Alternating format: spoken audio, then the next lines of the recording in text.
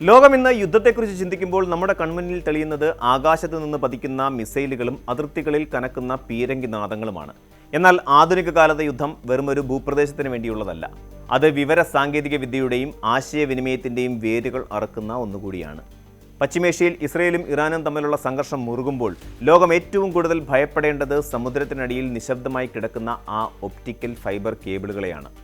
Hormuz കടലെടുക്കും ചെങ്കടലും ഇന്ന് കേവലം എണ്ണക്കപ്പലുകളുടെ പാതയല്ല, മറിച്ച് ഭൂഖണ്ഡങ്ങളെ തമ്മിൽ ബന്ധിപ്പിക്കുന്ന ഇന്റർനെറ്റിന്റെ ജീവനാഡിയാണ്.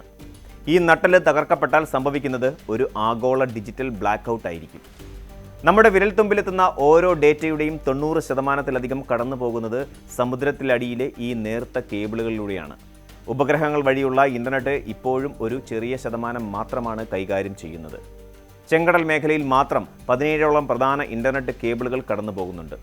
യൂറോപ്പിനെയും ഏഷ്യയെയും ആഫ്രിക്കയെയും ബന്ധിപ്പിക്കുന്ന ഈ വിനിമയ പാതയ്ക്ക് എന്തെങ്കിലും സംഭവിച്ചാൽ അത് ലോകത്തിൻ്റെ ഡിജിറ്റൽ ഘടനയെ തന്നെ തകിടം മറിക്കും.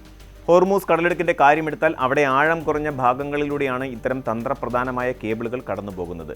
ഇത് ശത്രുരാജ്യങ്ങൾക്ക് വലിയ അധ്വാനമില്ലാതെ തന്നെ കേബിളുകൾ ലക്ഷ്യം വെക്കാൻ അവസരമൊരുക്കുന്നുണ്ട്.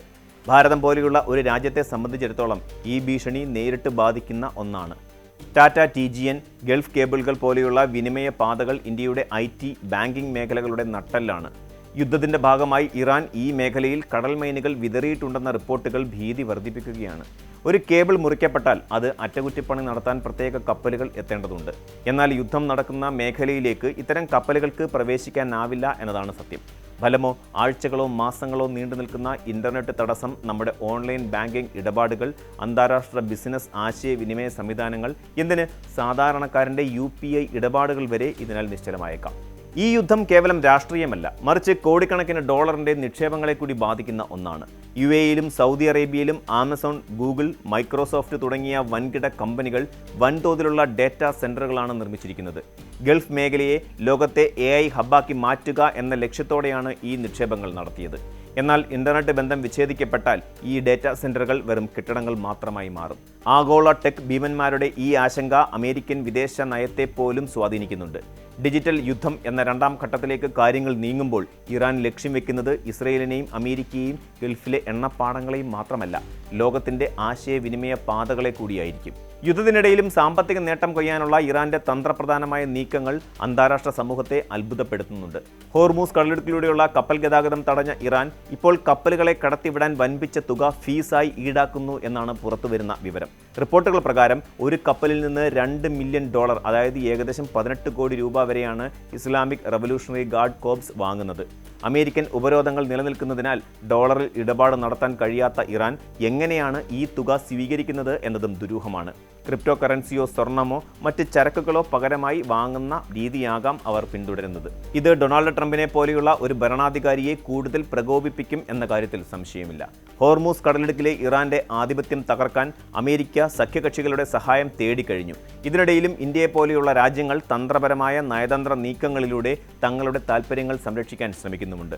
ഇന്ത്യയിലേക്കുള്ള LPG വാഹക കപ്പലുകളായ ശിവാനിക്, നന്ദാദേവി എന്നിവ സുരക്ഷിതമായി എത്തിയത് ഇത്തരം ചർച്ചകളുടെ ഭാഗമായാണ്. എന്നാൽ എല്ലാ രാജ്യങ്ങൾക്കും ഈ നയതന്ത്ര പരിരക്ഷ ലഭിക്കണമെന്നില്ല.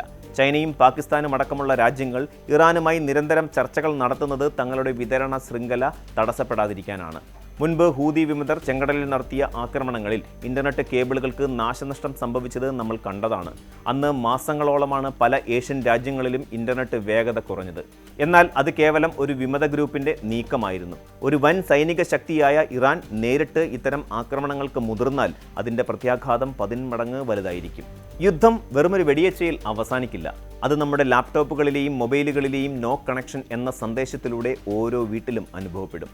ലോകം ഇന്നൊരു ഡിജിറ്റൽ ഗ്രാമമാണ്. ആ ഗ്രാമത്തെ തമ്മിൽ ബന്ധിപ്പിക്കുന്ന ചരടുകൾ കടലിനടിയിലാണ് കിടക്കുന്നത്. പശ്ചിമേഷ്യയിലെ സംഘർഷം ഈ ചരടുകളെ മുറിക്കുകയാണെങ്കിൽ അത് ലോകത്തെ ദശകങ്ങൾ പിന്നിലേക്ക് കൊണ്ടുപോകും. ഊർജ്ജ പ്രതിസന്ധിയേക്കാൾ ഭീകരമായ ഒന്നായിരിക്കും വിവര സാങ്കേതിക വിദ്യയുടെ തകർച്ച.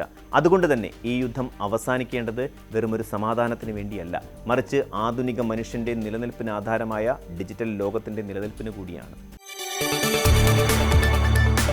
കൂടുതൽ വാർത്തകൾക്ക് News 18 Keralam YouTube channel subscribe ചെയ്യുക.